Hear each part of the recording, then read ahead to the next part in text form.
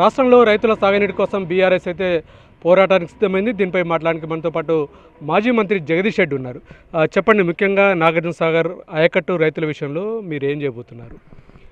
నాగార్జున సాగర్ ఆయకట్టు రైతాంగానికి తీవ్రమైన ద్రోహం జరుగుతూ ఉంది. ఈ కాంగ్రెస్ పార్టీ ప్రభుత్వం చేస్తున్న ద్రోహం అది. ఎల్నినో వల్ల వచ్చిన శాపం కాదు, కాంగ్రెస్ పార్టీ పెట్టిన శాపమే ఇది. ఎందుకు అంటే నీళ్లు రాక ఇబ్బంది కాలే. మనకి ఎప్పుడైతే ఆల్మట్టి నారాయణపూర్ నిండి నీళ్ళు వచ్చినాయో, ఈ పాటికి శ్రీశైలం నిండడమే కాదు, నాగార్జున సాగర్ కూడా నిండి నీళ్ళు వచ్చినాయి.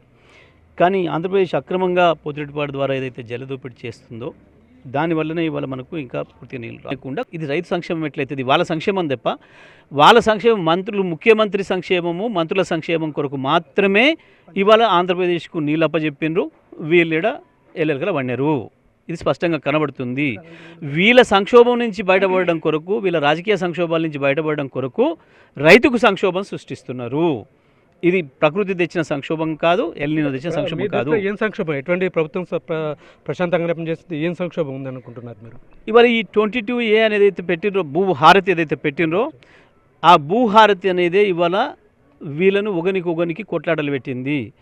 ఆ భూహారతిలో భాగంగా 22A అనేది 22A ప్రత్యేకంగా దిగిరాలే, భూహారతిలో భాగంగానే పెట్టినరు. పెట్టి మామూలు ప్రజలు ఆ భూములు దొబ్బాలనుకొని పెట్టుకున్నారు కొద్దిమంది. ముఖ్యమంత్రి తన చుట్టూ ఉండే కొద్దిమంది మంత్రులు పోయి అది ఇతర జిల్లాల మంత్రులు కూడా భూములు దొబ్బెకాడికి వచ్చినారు, బేరాలు పెట్టినారు. మీది కూడా బ్లాక్ లిస్ట్లో ఉంది, నాకు ఇస్తావా ఇవ్వవా అని చెప్పి. ఇప్పుడు ఆ కొట్లాటలో సంక్షోభంలో పడ్డారు. ఆ సంక్షోభం అనేది వాళ్ళు సృష్టించుకునేదే తప్ప ఇంకోరు సృష్టించింది కాదు. ముఖ్యమంత్రి పదవికి ఇంకోరు పోటీ పడటము, ఒకటి భూములు ఒకటి గుంజుకోవడం, ఓడాస్తులు ఒకటి గుంజుకోవడం, సంపాదనలో పోటీ పడుతున్నారు. ఆ సంక్షోభంలో పడ్డారు. అంటే ఎందుకు మామూలుగా కాంగ్రెస్ పార్టీ నేతలకు కానీ కార్యకర్తలు ప్రభుత్వానికి కానీ ఆగస్టు ఫోబియా ఉంటుందని మీరు ఎంతమంది వ్యాఖ్య చేస్తారు? ఏ రకమైన ఫోబియా ఉంటుందని మరి కనబడుతుంది కదా. ఎందుకో ముఖ్యమంత్రి సగం దూరం పోయాడు, మళ్ళీ వెనక కురికొస్తున్నాడు. పేరుకు ఏదో మాకు ప్రభుత్వం ఏదో అనుమతి లేదు, కేంద్ర ప్రభుత్వం అనుమతి ఇవ్వకుండా ఎట్లా పోతాడండి సగం దూరం బయటికి వెళ్ళి? యూకే కూడా మన బాట దాటంగానే ఉంటుంది కదా, దానికి కూడా అక్కడ వీసా ఉంటుంది, ఇక్కడి నుంచి వెళ్ళి అన్నీ ఉంటాయి, అనుమతులు ఉంటాయి కదా. మరి ఆడదానికి ఇచ్చిన తర్వాత ఆడని ఎందుకు ఆపినట్టు? వాళ్ళు ఆపినా నేనేం అనుకోవడం లేదు. ఈయనే పారో చేసుకొని వెనుకొస్తున్నట్టు కనబడుతుంది. ఏదో జరుగుతుంది కాంగ్రెస్లో తప్పకుండా. ఆ భూహారతితో మొదలైన సంక్షోభం ఎక్కడికో చేరుకుంటుంది. అందుకనే ఇవాళ ఆ రద్దు కావచ్చు, ఇంకోటి కావచ్చు, ఇవన్నీ ఏదో జరుగుతున్నాయి కొన్ని. చెప్పండి, అంటే కాంగ్రెస్ పార్టీలో ఇప్పటికి కూడా కొంతమంది ఎమ్మెల్యేలు వాళ్ళ అంతర్గతంగా కొంతమంది ఎమ్మెల్యేలు కూడా బయటకు వచ్చి వివిధ రకాలుగా మాట్లాడతారు. ఎట్లా వస్తారు ఆ పార్టీ వ్యవహారాన్ని? కాంగ్రెస్ పార్టీ నైజం అది. ప్రజల పట్ల, ప్రజల సంక్షేమం పట్ల ఎన్నడూ సోయి ఉండదు వాళ్ళకు. ఒకసారి పదవి చేతికి వచ్చిన తర్వాత పదవులు ఎట్లా సంపాదించుకోవాలి, పదవులు ఇంకా పై పదవులు ఎట్లా పొందాలి, పైసలు ఎట్లా సంపాదించుకోవాలి అనే దందాలే తప్ప ప్రజల సంక్షేమం అనేది వాళ్ళకి ఎన్నడూ కూడా పట్టింపు లేదు. అందుకనే వాళ్ళకి అనుకుంటున్నారు కోడుకోడు.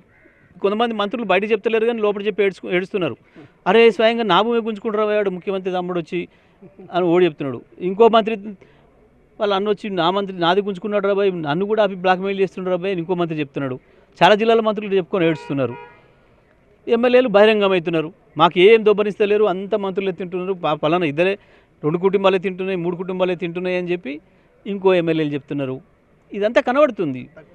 మొత్తం కూడా కాంగ్రెస్ పార్టీ అంటేనే ఇది ప్రజలను దోపిడీ చేయడం తప్ప అధికారం మీద నక్క కనుక శవం మీద పడేటది గుంజుకొని తింటుందో గట్ల వీళ్ళు ఒక రకంగా చెప్పాలంటే ఇవాళ జింకల్ లాంటి ప్రజలపైన పులి దాడి చేసిన పద్ధతుల్లో వీళ్ళ అధికారాన్ని అడ్డం పెట్టుకుని ప్రజలపైన దాడి చేస్తున్నారు.